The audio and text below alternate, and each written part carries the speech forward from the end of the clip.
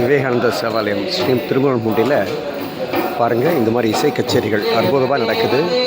எல்லாமே பக்திமயமான பாடல்கள் தான். இதான் நீங்கள் கேட்குறீங்க.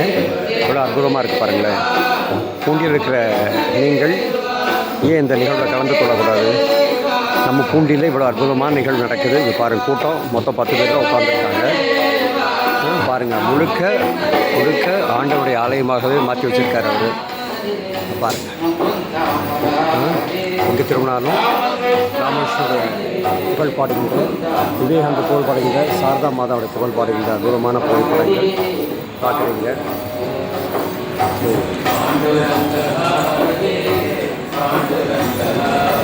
இந்த நிகழ்வில் நீங்கள் கலந்துக்கலாமே. விவேகானந்த சேவாலயத்தில் இது போன்ற இன்னிசை கச்சேரி நடக்குது.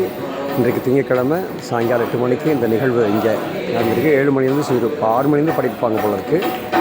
நான் இன்றைக்கி தான் வந்தேன். எனக்கே தெரியல. வாங்க, நீங்கள் வந்து கலந்துக்கு.